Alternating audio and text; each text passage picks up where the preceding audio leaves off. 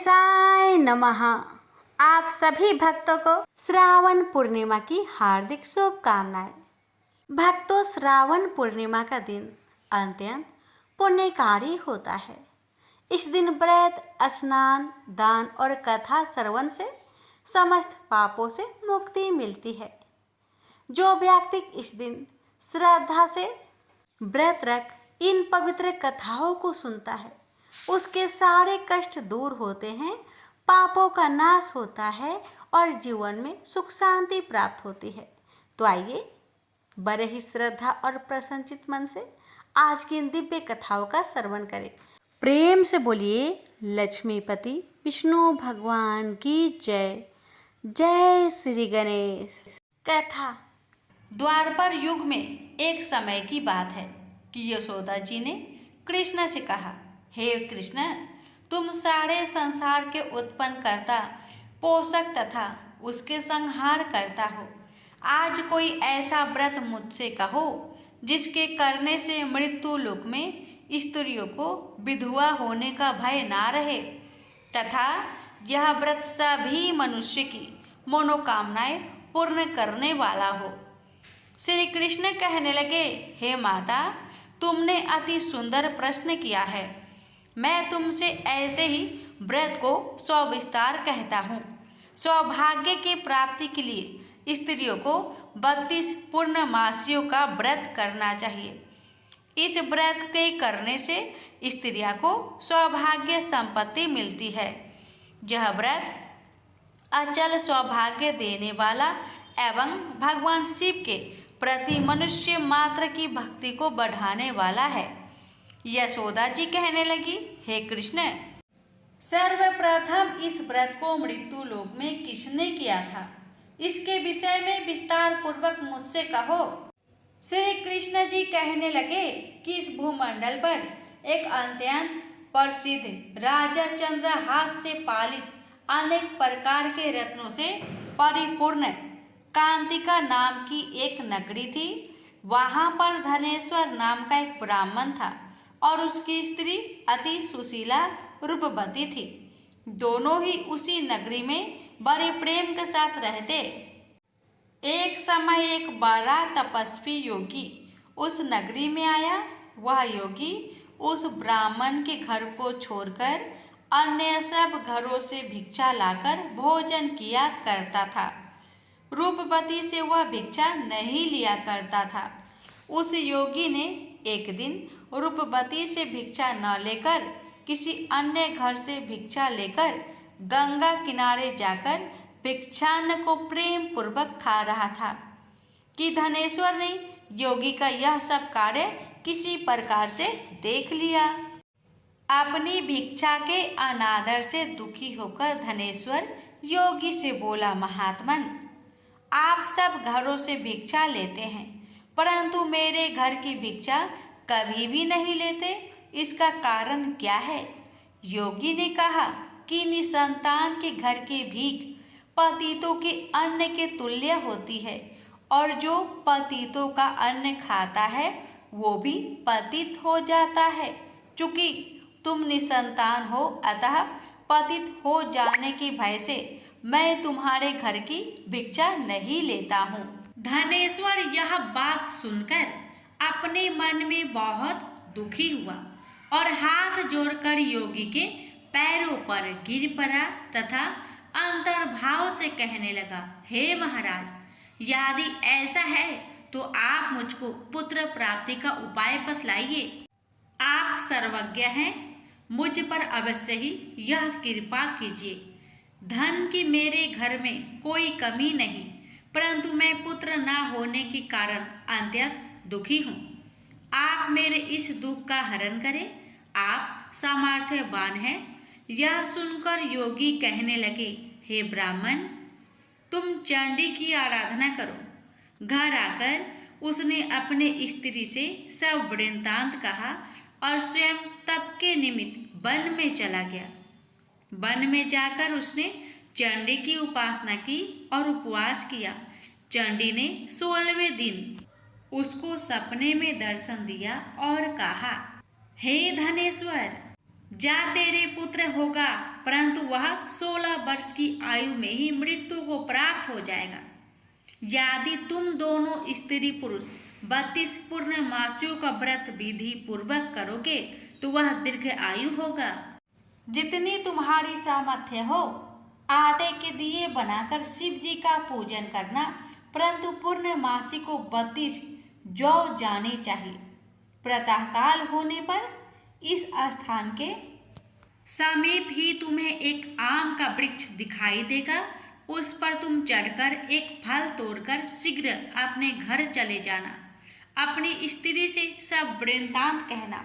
ऋतु स्नान के पश्चात स्वच्छ होकर शंकर जी का ध्यान करके उस फल को खा लेगी। तब शंकर भगवान की कृपा से उसको गर्भ हो जाएगा। जब वह ब्राह्मण प्रातःकाल उठा तो उसने उस स्थान के पास ही एक आम का वृक्ष देखा, जिस पर एक अत्यंत सुंदर आम का फल लगा हुआ था।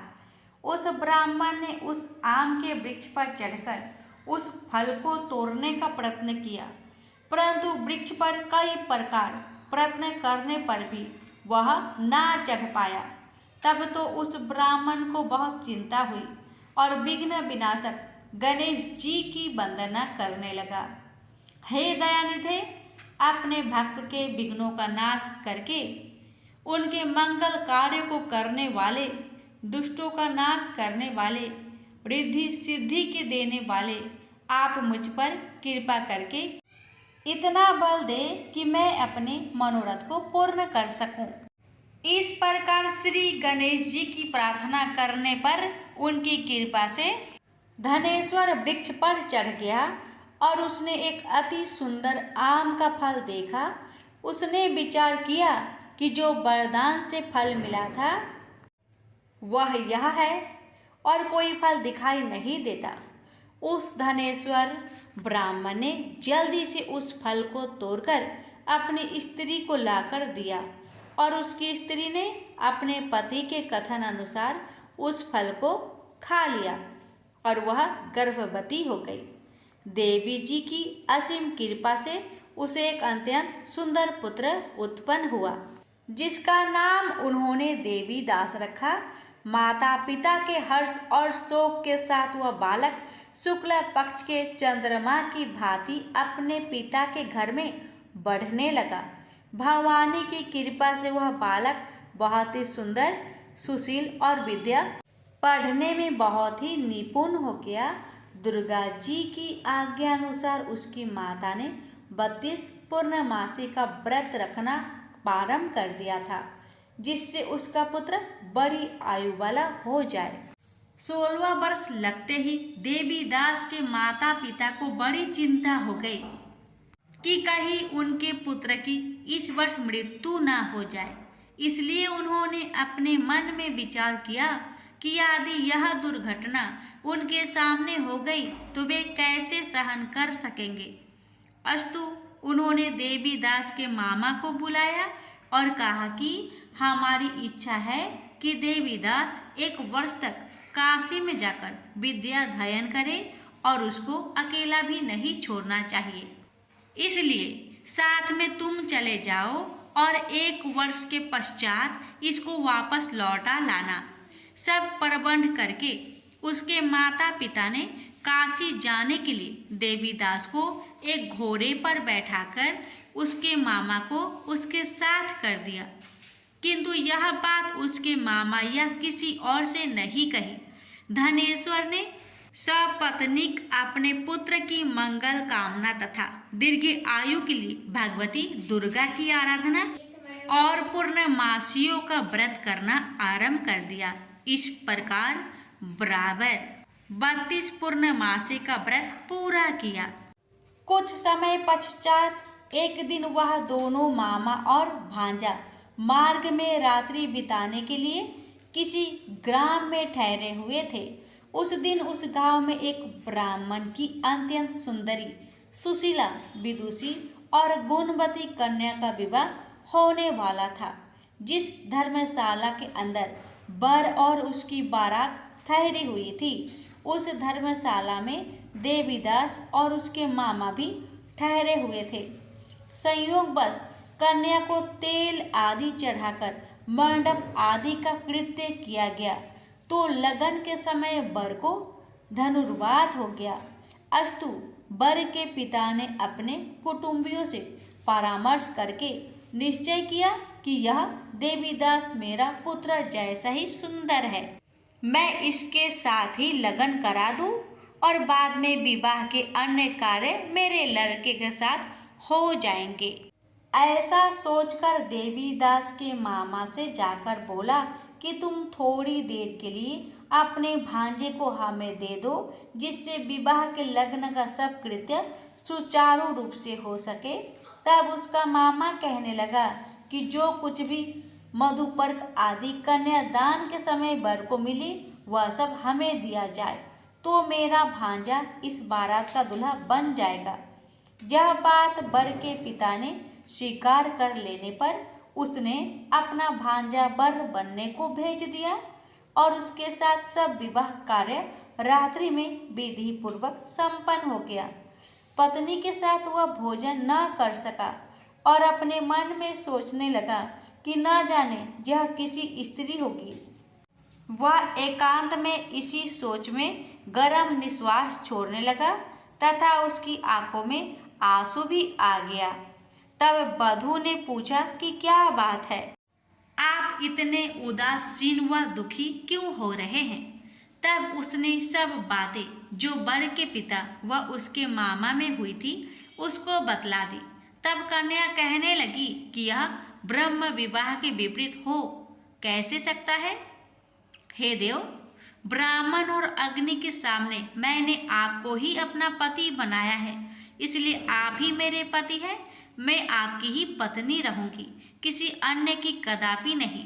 तब देवीदास ने कहा, ऐसा मत करिए, क्योंकि मेरी आयु बहुत थोड़ी है। मेरे पश्चात आपकी क्या गति होगी, इन बातों को अच्छी तरह विचार लो। परंतु वह दृढ़ विचार वाली थी, बोली कि जो आपकी गति होगी वही मेरी गति होगी। हे स्वामी, आप उठिए और भोजन करिए, आप निश्चय ही भूखे होंगे। इसके बाद देवीदास और उसकी पत्नी दोनों ने भोजन किया तथा शेष रात्रि वे सोते रहे। प्रातःकाल देवीदास ने अपनी पत्नी को 3 नगों से जड़ी हुई एक अंगूठी दी, एक रुमाल दिया और बोला, हे प्रिय, इसे लो और संकेत समझकर स्थिर चित हो जाओ। मेरा मरण और जीवन जानने के लिए एक पुष्प वाटिका बना लो, उसमें सुगंधी वाली एक नौ मल्लिका लगा लो, उसको प्रतिदिन जल से सींचा करो और आनंद के साथ खेलो कूदो तथा उत्सव मनाओ। जिस समय और जिस दिन मेरा प्रांत होगा ये फूल सूख जाएंगे और जब ये फिर हरे हो जाए तो जान लेना कि मैं जीवित हूँ। यह बात निश्चय करके समझ लेना, इसमें कोई संचय नहीं है। यह समझाकर वह चला गया। प्रातःकाल होते ही वहां पर गाजे बाजे बजने लगे और जिस समय विवाह के कार्य समाप्त करने के लिए वर तथा सब बाराती मंडप में आए तो कन्या ने वर को भली प्रकार से देखकर अपने पिता से कहा, यह मेरा पति नहीं है, मेरा पति वही है जिसके साथ रात्रि में मेरा पानी ग्रहण हुआ था। इसके साथ मेरा विवाह नहीं हुआ है। यदि यह वही है तो बताए कि मैंने इसको क्या किया।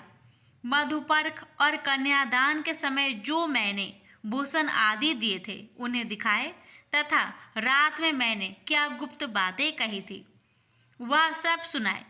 पिता ने उसके कथन अनुसार वर को बुलाया। कन्या की यह सब बातें सुनकर वह कहने लगा कि मैं कुछ नहीं जानता। इसके पश्चात लज्जित होकर वह अपना सा मुंह लेकर चला गया और सारी बारात भी अपमानित होकर वहां से लौट गई। भगवान श्री कृष्ण बोले, हे माता, इस प्रकार देवीदास काशी विद्याध्ययन के लिए चला गया। जब कुछ समय बीत गया तो काल से प्रेरित होकर एक सर्प रात्रि के समय उसको डसने के लिए वहां पर आया। उस विषधर के प्रभाव से उसके शयन के स्थान चारों ओर से विष की ज्वाला से बेसैला हो गया, परंतु व्रत राज के प्रभाव से उसको काटने न पाया, क्योंकि पहले ही उसकी माता ने 32 पूर्णिमा का व्रत कर रखा था। इसके बाद वह मध्या के समय स्वयं काल वहां पर आया और उसके शरीर से उसके प्राणों को निकालने का प्रयत्न करने लगा, जिससे वह मूर्छित होकर पृथ्वी पर गिर पड़ा। भगवान की कृपा से उसी समय पार्वती जी के साथ श्री शंकर जी वहां पर आ गए। उसको मूर्छित दशा में देखकर पार्वती जी ने भगवान शंकर से प्रार्थना की कि हे महाराज, इस बालक की माता ने पहले 32 पूर्णिमा का व्रत किया था, जिसके प्रभाव से हे भगवान आप इसको प्राण दान दे। भवानी के कहने पर भक्त वत्सल भगवान श्री शिव जी ने उसको प्राण दान दे दिया। इस व्रत के प्रभाव से काल को भी पीछे हटना पड़ा और देवीदास स्वस्थ होकर बैठ गया। उधर उसकी स्त्री उसके काल की प्रतीक्षा किया करती थी। जब उसने देखा कि उस पुष्प वाटिका में पत्र पुष्प कुछ भी नहीं रहे, तो उसको बड़ा आश्चर्य हुआ, और जब वह वैसे ही हरी भरी हो गई तो वह जान गई कि वह जीवित हो गए हैं। यह देखकर वह बहुत प्रसन्न मन से अपने पिता के कहने लगी कि पिताजी, मेरे पति जीवित है, आप उनको ढूंढिए। जब 16 वर्ष व्यतीत हो गया तो देवीदास भी अपने मामा के साथ काशी से चल दिया। इधर उसे ससुर उसको ढूंढने के लिए अपने घर से जाने वाले ही थे कि वह दोनों मामा भांजा वहां पर आ गए। उसको आया देखकर उसका ससुर बड़ी प्रसन्नता के साथ अपने घर में ले गया। उस समय नगर के निवासी भी वहां इकट्ठे हो गए और सबने निश्चय किया कि अवश्य ही इसी बालक के साथ इस कन्या का विवाह हुआ था। उस बालक को जब कन्या ने देखा तो पहचान लिया और कहा कि ये तो वही है जो संकेत करके गया था। तदुपरांत सभी कहने लगे कि भला हुआ जो यह आ गया, और सब नगर वासियों ने आनंद मनाया। कुछ दिन बाद देवीदास अपनी पत्नी और माता के साथ अपने ससुर के घर से बहुत सा उपहार आदि लेकर अपने घर के लिए प्रस्थान किया। जब वह अपने गांव के निकट आ गया तो कई लोगों ने उसको देखकर उसके माता पिता को पहले ही जाकर खबर दे दी कि तुम्हारा पुत्र देवीदास अपनी पत्नी और मामा के सहित आ रहे हैं।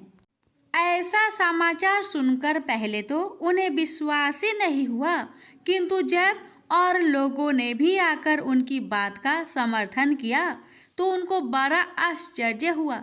लेकिन थोड़ी देर में देवीदास ने आकर अपने माता पिता के चरणों में अपना सिर रखकर प्रणाम किया और उसकी पत्नी ने अपने सास ससुर के चरणों को स्पर्श किया तो माता पिता ने अपने पुत्र और पुत्र वधू को अपने हृदय से लगा लिया और दोनों की आंखों में प्रेम अश्रु बह चले।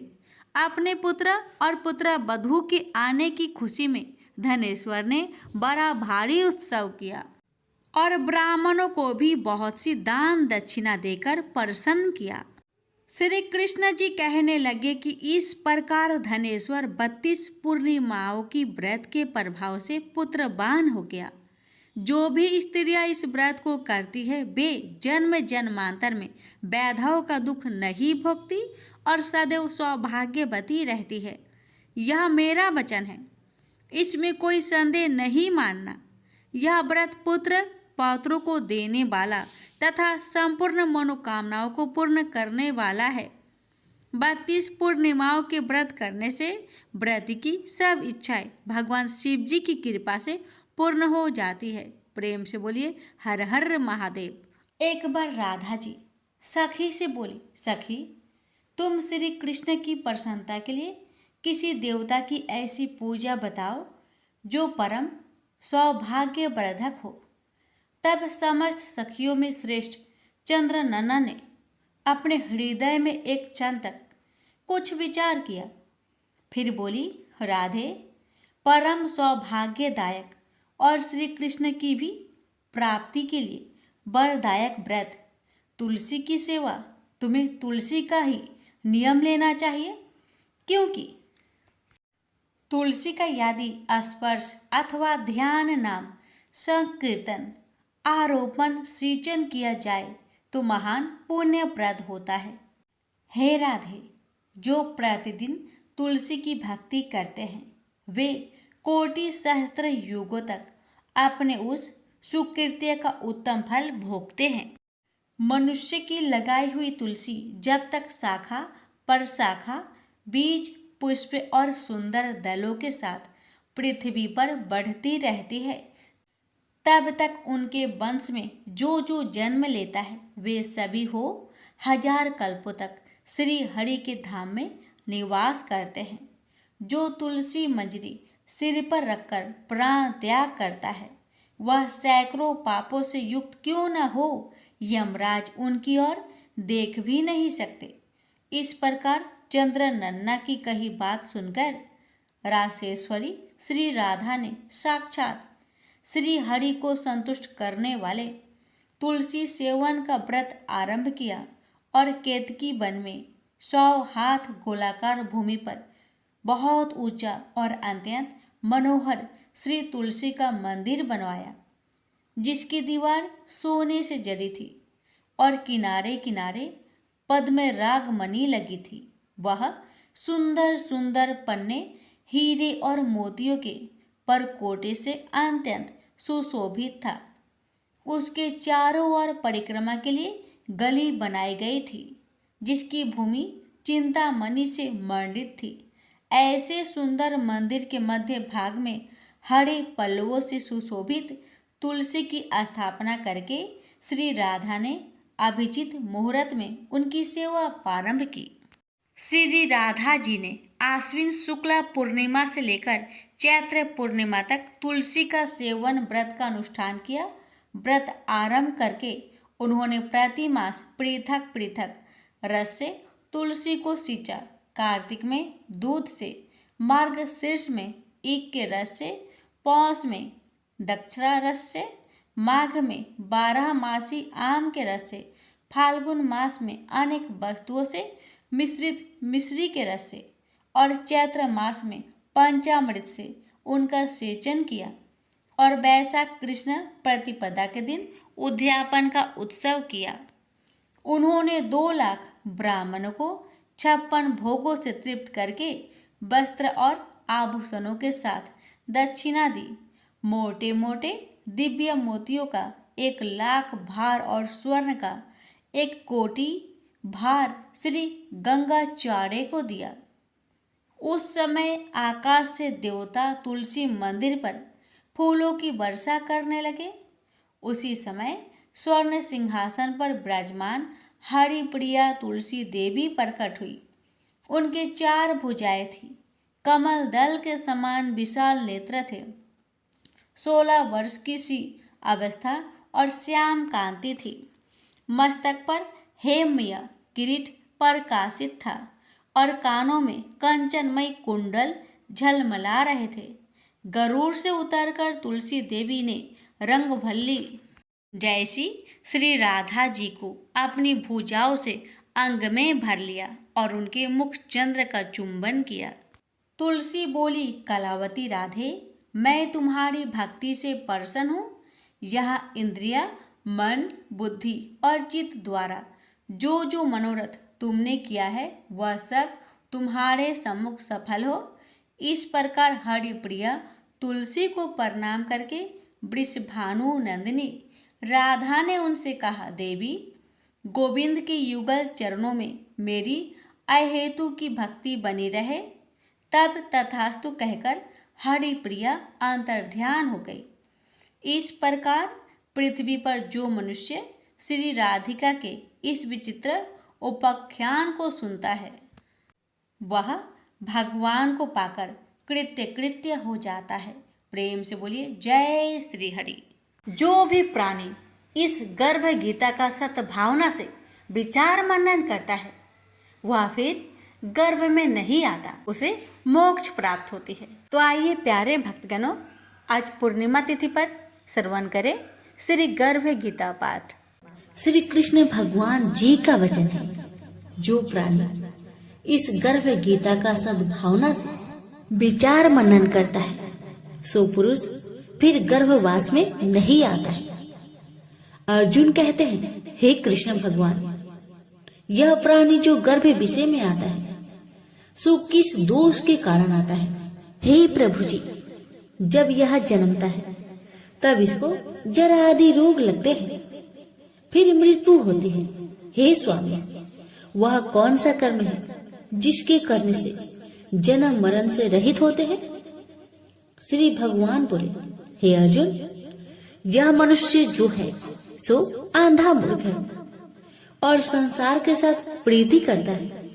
यह पदार्थ मैंने पाया है और वह मैं पाऊंगा, ऐसी चिंता इस प्राणी के मन से उतरती नहीं। 8 पहर माया को ही मांगता है। इन बातों को करके बार बार जन्मता और मरता है। वह गर्भ विषय दुख पाता रहता है। अर्जुन कहने लगे, हे श्री कृष्ण भगवान, यह मन हाथी की नाई है, कृष्णा इसकी शक्ति है। यह मन तो 5 के बस में है, काम, क्रोध, लोभ, मोह और अहंकार। इन 5 में अहंकार बहुत बली है। ये कौन सा यत्न है जिससे मन बस में होए? वैसे ही मन रूपी हाथी को बस में करने के लिए ज्ञान रूपी अंकुश है। अहंकार करने से यह जीवन नरक में पड़ता है। अर्जुन कहते हैं, हे भगवान, जो एक आपके नाम के लिए वन खंड में फिरते हैं, एक वैरागी हुए हैं, एक धर्म करते हैं, इनको कैसे जाने? जो वैष्णव है वो कौन है? श्री भगवान कहते हैं, हे अर्जुन, मेरे ही नाम के लिए वनों में फिरते हैं, वह सन्यासी कहते हैं। एक सिर पर जटा बांधते हैं, एक अंग पर भस्म लगाते हैं। उनमें हम नहीं है, क्योंकि इनमें अहंकार है। इससे मेरा दर्शन दुर्लभ है। अर्जुन कहते हैं, हे भगवान, वह कौन सा पाप है जिससे स्त्री की मृत्यु हो जाती है? वह कौन सा पाप है जिससे पुत्र मर जाता है? और नपुंसक कौन से पाप से होते हैं? श्री भगवान कहते हैं, हे अर्जुन, जो किसी से कर्जा लेता है और देता नहीं, इस पाप से औरत मरती है। और जो किसी की अमानत रखी हुई बचा लेता है, उनके पुत्र मर जाते हैं। जो किसी का कार्य किसी के गोचर आए पड़े और वह जवानी कहे कि मैं तेरा कार्य सबसे पहले कर दूंगा, जब समय आए उसका कार्य न करे, इस पाप से नपुंसक होता है। यह बड़े पाप है। अर्जुन कहते हैं, हे भगवान, कौन से पाप से मनुष्य सदैव रोगी रहता है? किस पाप से गधे का जन्म पाता है, स्त्री का जन्म तथा टट्टू का जन्म क्यों कर पाता है, और बिल्ली का जन्म किस पाप से होता है? श्री भगवान कहते हैं, अर्जुन, जो भी मनुष्य कन्यादान करते हैं और इस दान में मूल्य लेते हैं, वो दोषी हैं।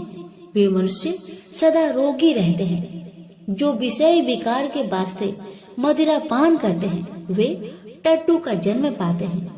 और जो झूठी गवाही भरते हैं, वह औरत का जन्म पाते हैं। जो रसोई बना के पहले आप भोजन कर लेते हैं और पीछे परमेश्वर को अर्पण करते हैं, तो वे बिल्ली का जन्म पाती है।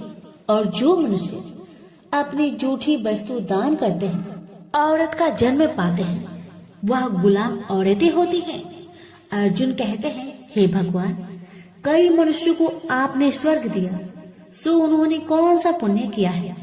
और कई मनुष्यों को आपने हाथी, घोड़ा, रथ दिए हैं, उन्होंने कौन सा पुण्य किया है? श्री भगवान कहते हैं, हे अर्जुन, जिन्होंने स्वर्ण दान किया है, उनको हाथी, घोड़े, वाहन मिलते हैं। जो परमेश्वर के निमित्त कन्यादान करते हैं, सो पुरुष का जन्म पाते हैं। अर्जुन कहते हैं, हे भगवान, जिन पुरुषों के अंदर विचलित शरीर है, उन्होंने कौन सा पुण्य किया है? किसी 2 घर के संपत्ति है, कोई विद्वान है, उन्होंने कौन सा पुण्य किया है?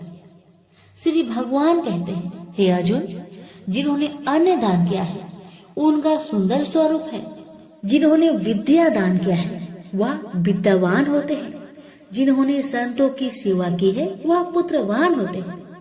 अर्जुन कहते हैं, हे भगवान, किसी को धन से प्रीति है, कोई स्त्रियों से प्रीति करते हैं, इसका क्या कारण है? समझाकर कहिए। श्री भगवान कहते हैं, हे अर्जुन, धन और स्त्री सब नाश रूप है, मेरी भक्ति का नाश नहीं है। अर्जुन कहते हैं, हे भगवान, यह राजपाट किस धर्म के करने से मिलता है? विद्या कौन से धर्म करने से मिलती है? श्री भगवान कहते हैं, हे अर्जुन, जो प्राणी काशी जी में निष्काम भक्ति से तप करते हुए देह त्यागते हैं वह राजा होते हैं, और जो गुरु की सेवा करते हैं सो विद्वान होते हैं। अर्जुन कहते हैं, हे भगवान, किसी को धन अचानक बिना किसी परिश्रम से मिलता है, सो उन्होंने कौन सा पुण्य किया है? श्री भगवान कहते हैं, हे अर्जुन, जिन्होंने गुप्त दान किया है उसको धन अचानक मिलता है। जिसने परमेश्वर निमित्त पराया कार्य संवारा है वह मनुष्य रोग से रहित होते हैं।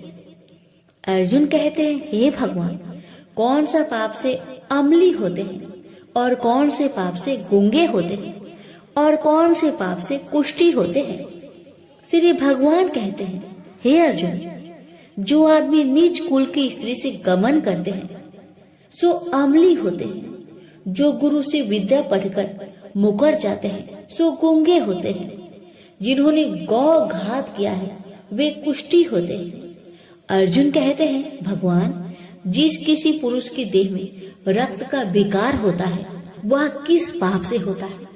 और कोई दरिद्र होते हैं, किसी को खरक वायु होती है, और कोई अंधे होते हैं तो कोई पंगुल होते हैं, सो कौन से पाप से रहित होते हैं? और कई स्त्रियां बाल विधवा होती है तो यह किस पाप से होती है? श्री भगवान कहते हैं, हे अर्जुन, तो सदा क्रोधवान रहते हैं उन्हें रक्त विकार होता है। जो मलिन रहते हैं वह सदा दरिद्री होते हैं। जो कुकर्मी ब्राह्मण को दान देते हैं उनकी खरक वायु होती है। जो पराई स्त्री को नंगी देखते हैं, गुरु की पत्नी को कुदृष्टि करते हैं सो अंधे होते हैं। जिसने गुरु और ब्राह्मण को लात मारी है सो लंगड़ा व पंगुल होता है। जो औरत अपने पति को छोड़कर पराये पुरुष से संग करती है सो वह बाल विधवा होती है। अर्जुन कहते हैं, हे भगवान, आप पर ब्रह्मा हो, आपको नमस्कार है। आगे मैं आपको संबंधी जानता था, परंतु अब मैं ईश्वर रूप में जानता हूँ। हे पर ब्रह्मा, गुरु दीक्षा कैसी होती है सो कृपा करके मुझसे कहिए। श्री भगवान कहते हैं, हे अर्जुन, तुम धन्य हो, तुम्हारे माता पिता भी धन्य हैं, जिनके तुम ऐसे पुत्र हो। हे अर्जुन, सारे संसार का गुरु जगन्नाथ, विद्या का गुरु काशी, चारों वर्णों का गुरु सन्यासी है। सन्यासी उसको कहते हैं जिन्हें सबका त्याग करके मेरे प्रति मन लगाया है, सो ब्राह्मण जगत गुरु है। हे अर्जुन, यह बात ध्यान देकर सुनने की है। गुरु कैसा करे? जिसने सब इंद्रियां जीती हो, जिसको सब संसार ईश्वर में नजर आता हो और सब जगत से उदास हो। ऐसा गुरु करे जो परमेश्वर को जानने वाला हो और उस गुरु की पूजा सब तरह से करे। हे अर्जुन, जो गुरु काम भक्त होता है और जो प्राणी गुरु की पूजा सब तरह से करे, हे अर्जुन, सो गुरु का भक्त होता है। और जो प्राणी गुरु की पूजा सब तरह से करे, हे अर्जुन, जो गुरु का भक्त होता है और जो प्राणी गुरु के सम्मुख होकर भजन करते हैं उसका भजन करना सफल है। जो गुरु से विमुख है उनको सप्तग्राम मारे का पाप है। गुरु से विमुख प्राणी दर्शन करने योग्य नहीं होते। जो गृहस्थी संसार में गुरु के बिना है चांडाल के समान है। जिस तरह मदिरा का भंडार हो उसमें जो गंगा जल है सो अपवित्र है, इसी तरह गुरु से विमुख का भजन सदा अपवित्र होता है। उसके हाथ का देवता भी नहीं लेते, उसके सब कर्म निष्फल है। कुकर, सुकर, गंधर्व, काक, ये सब की सब योनि में बड़ी खोटी योनि है। सबसे यह मनुष्य खोटा है जो गुरु नहीं करता। गुरु बिना गति नहीं होती, यह अवश्य नरक को जाएगा। गुरु दीक्षा बिना प्राणी के सब कर्म निष्फल होते हैं। हे अर्जुन, जैसे चारों वर्णों को मेरी भक्ति करना योग है, तैसे गुरु धार के गुरु की भक्ति करना योग है। जैसे गंगा नदियों में उत्तम है, सब व्रतों में एकादशी का व्रत श्रेष्ठ है, वैसे हे अर्जुन शुभ कर्मों में गुरु सेवा उत्तम है। गुरु दीक्षा बिना प्राणी पशु योनि को पाता है।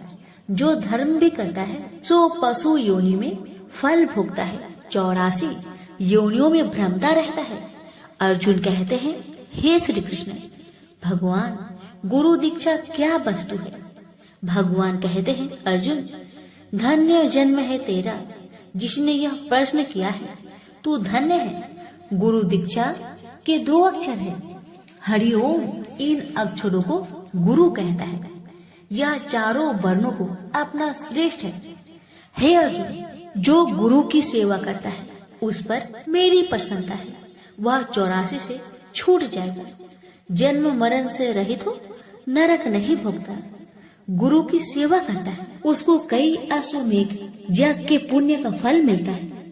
गुरु की सेवा मेरी सेवा है। हे अर्जुन, हमारे तुम्हारे संवाद जो पढ़ेंगे सो गर्भ के दुख से बचेंगे, 84 कट जाएगी। इसी से इस पाठ का नाम गर्भ गीता है। श्री कृष्ण भगवान जी के मुख से अर्जुन ने श्रवण की है। गुरु दीक्षा लेना उत्तम कर्म है। उसका फल है कि नरक से वह 84 से जीव बचा रहता है। भगवान बहुत प्रसन्न होते हैं। प्रेम से बोले श्री कृष्ण भगवान की जय। यह कहानी पुरी में रहने वाली और जाति से निम्न मानी जाने वाली श्रिया की है। पुरी में निम्न जाति की महिला श्रिया रहती थी। धन से गरीब पर संकल्प की धनी वह महिला देवी लक्ष्मी की उपासक थी और जगन्नाथ जी के भरोसे ही जीवन यापन कर रही थी। एक बार उसकी इच्छा हुई कि वह देवी का कठिन अष्टलक्ष्मी व्रत करे, पर उसे व्रत की विधि नहीं पता थी। एक दिन वह रास्ते पर झाड़ू लगा रही थी कि इस दौरान उसे एक पुजारी मिला जिससे वह व्रत विधि पूछना चाहती थी, लेकिन उन्होंने श्रिया को तुरंत मना कर दिया। इस तरह श्रिया जहाँ भी व्रत विधि पूछती थी, लोग उसे दुत्कार देते थे। एक दिन भूख प्यास की मारी श्रिया व्रत की विधि पूछने के लिए भटक रही थी और इसी बीच वह चक्कर खाकर गिर पड़ी और उसके सिर से खून निकल आया। अपने भक्त की सच्ची श्रद्धा और दुख देखकर जगन्नाथ इतने दुखी हुए कि उनकी भी प्रतिमा से खून निकल आया। पंडित पुजारियों और सेवायतों ने यह देखा तो घबरा गए और पुरी में हड़कंप मच गया। ये बात राजा तक भी पहुंची तो वह समझ गया कि जरूर कहीं घोर पाप हुआ है और भगवान श्री मंदिर छोड़कर चले गए हैं। ऐसे में राजा ने तुरंत सिंहासन त्याग दिया और उस पाप की खोज में चल पड़ा, जिसके कारण श्री मंदिर से भगवान चले गए। उधर भगवान के आदेश पर नारद मुनि ने संत का भेष बनाया और श्रिया के घर उसे व्रत विधि समझाने पहुंचे। उन्होंने कहा कि भक्ति सच्ची हो तो किसी कठिन व्रत की जरूरत नहीं होती। तुम सच्चे मन से भजन करो, आसपास को साफ रखो, घर को लीप बुहार कर सुंदर बना लो, सबसे प्रेम से बोलो। जो ऐसा करता है देवी लक्ष्मी उस पर प्रसन्न रहती है। फिर तो तुम केवल दिन भर व्रत रखकर शाम को खीर बनाकर उन्हें भोग लगाओ, आरती करो और प्रसाद बांटो, देवी तुम्हारे घर चलकर आएंगी। श्रिया ने ऐसा ही किया। शाम को वह जब आरती कर रही थी तो एक महिला घूंघट की हुई आई। लोगों की भीड़ के बीच उसने श्रिया को प्रसाद चढ़ाने के लिए एक पोटली दी। श्रिया ने उस महिला को खीर का प्रसाद दिया। खीर खाने के दौरान महिला के चेहरे से घूंघट हट गया और जब श्रिया की नजरें उस पर पड़ी तो वह शुद्ध बुद्ध खो बैठी। श्रिया को जब सुधि आई तब तक सभी लोग जा चुके थे। उसने महिला द्वारा दी गई पोटली खोलकर देखी तो उसमें रत्न हीरे सोना चांदी निकले। श्रेया समझ गई कि माँ लक्ष्मी ने उस पर कृपा कर दी है। लेकिन भगवान जगन्नाथ को तो अभी ये खेल कुछ और लंबा खेलना था। अब जब देवी लक्ष्मी श्रेया के घर से लौटी और श्री मंदिर में प्रवेश करने लगी तो बलभद्र नाराज हो गए। उन्होंने कहा कि लक्ष्मी ने एक छोटी जाति वाली के घर जाकर श्री मंदिर का अपमान किया है। उसने वहां का प्रसाद भी खाया और अब वह प्रसाद हमें खिलाकर हमें भी भ्रष्ट करना चाहती है। बलभद्र ने जगन्नाथ जी को आदेश दिया कि लक्ष्मी से रत्न भंडार की चाबी ले ले और उन्हें श्री मंदिर से निकाल दिया जाए। उधर जब देवी लक्ष्मी ने यह सब सुना तो वह क्रोधित हो गई और कहा कि ठीक है, अब मैं यहाँ नहीं रहूंगी, लेकिन आप दोनों को श्राप देती हूँ कि जब तक आप किसी निम्न के हाथ से भोजन नहीं कर लेते आपका भी भरण पोषण नहीं होगा। लक्ष्मी के जाते ही श्री मंदिर श्रीहीन हो गया, रत्न भंडार खाली हो गया। महल की चौखटों, दरवाजों और पलंग में दीमक लग गई, अनाज सड़ गया, कपड़े फट गए और यहाँ तक कि मंदिर व्यवस्था ही चौपट हो गई। अब जगन्नाथ और बलभद्र खाने को तरसे। जब बलभद्र को भूख सताने लगी तो उन्होंने भेष बदलकर भिक्षाटन का सोचा। अब दोनों भाई जहां भी भीख मांगने जाते तो वहां कुछ अनिष्ट हो जाता, बना हुआ भोजन खराब हो जाता, दाल में पानी गिर जाता, भात जल जाता, कहीं पर जाते तो चूल्हा ही नहीं जल पाता और कहीं कहीं तो कोई द्वार ही नहीं खोलता था। इस तरह भूखे प्यासे भटकते हुए दोनों भाइयों ने 12 वर्ष गुजार दिया, लेकिन न उन्हें जल मिला और न अन्न। इसी तरह भटकते भटकते वह एक बार समुद्र तट पर पहुंचे। उन्हें वहां एक भवन में वैदिक मंत्र सुनाई दिए। बलभद्र ने एक सेविका से पूछा कि क्या यहाँ कोई यज्ञ हुआ है? क्या प्रसाद भोजन भी मिलेगा? भिक्षा भी अच्छी मिलेगी ना? बलभद्र के इतने सवाल सुनकर सेविका ने कहा, आज हमारी स्वामिनी की 12 वर्षों से चली आ रही तपस्या के पूरे होने के दिन है। इसके बाद वह जरूर आपको भंडारा खिलाएगी, लेकिन हमारी स्वामिनी तो नीच कुल की है। क्या अब भी आप भोजन करेंगे? इस पर बलभद्र ने कहा कि नहीं, हम अछूतों का नहीं खाते हैं। अच्छा सुनो, अपनी मालकिन से कह दो कि हमारे लिए भोजन सामग्री मंगवा दे, हम खुद बना लेंगे। स्वामिनी जो कि खुद लक्ष्मी ही थी, उन्होंने सामग्री तो भेज दी, लेकिन अग्निदेव को आदेश दिया कि वह चूल्हा ना जलने दे, सिर्फ धुआं ही करते रहे। अब बलभद्र जो कि सोच के बैठे थे कि आग जलाएंगे, खिचड़ी बनाएंगे और गरम गरम खाएंगे, वहां चूल्हा न जल पाने से इतना झल्लाए कि चूल्हा मटकी सभी कुछ फोड़ दिए और जगन्नाथ जी से कहा, जगन, भोजन में क्या छोटा क्या बड़ा, मैं तो कहता हूँ कि भोजन कर ही लेते हैं, ऐसे तो मैं भूखा ही मर जाऊंगा। इसके बाद जगन्नाथ और बलभद्र लक्ष्मी के घर पहुंचे और वहां उन्होंने भोजन करते हुए पहचान लिया कि यह लक्ष्मी ही है। वह लक्ष्मी को सम्मान सहित श्री मंदिर ले आए और इस तरह पूरी से भेदभाव भी मिटा दिया। लक्ष्मी जी के आने से श्री मंदिर का वैभव लौट आया और रत्न भंडार फिर से भर गए। प्रेम से बोलिए जगन्नाथ भगवान की जय, लक्ष्मी महारानी की जय। कथा अच्छी लगे तो वीडियो को एक शेयर अवश्य कीजिएगा और माता रानी भगवान का जयकारा अवश्य लगाए। अब आइए रसपान करते हैं कामदा एकादशी की व्रत कथा।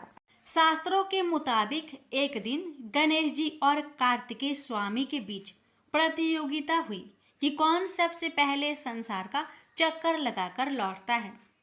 कार्तिकेय स्वामी का वाहन मयूर यानी मोर है और गणेश जी का वाहन चूहा है, जो कि मोर की अपेक्षा बहुत धीरे चलता है।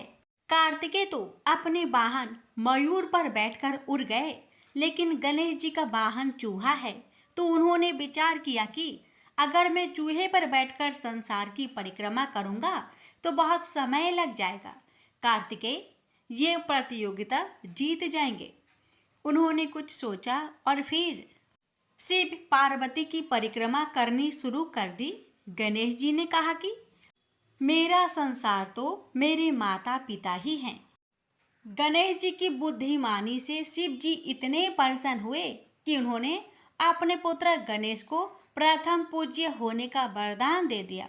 हालांकि इस बात से कार्तिकेय स्वामी गणेश जी के साथ ही शिव पार्वती से भी नाराज हो गए थे। नाराज होकर कार्तिकेय स्वामी क्रोच पर्वत पर रहने चले गए। ये पर्वत वर्तमान में मल्लिकार्जुन ज्योतिर्लिंग जहाँ है वहाँ स्थित है।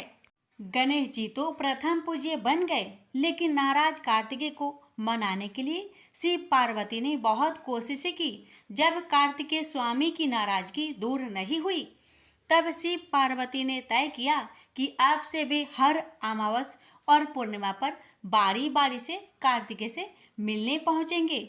मान्यता है कि इसी कथा की वजह से मल्लिकार्जुन ज्योतिर्लिंग में शिव पार्वती ज्योति स्वरूप में विराजित रहते हैं।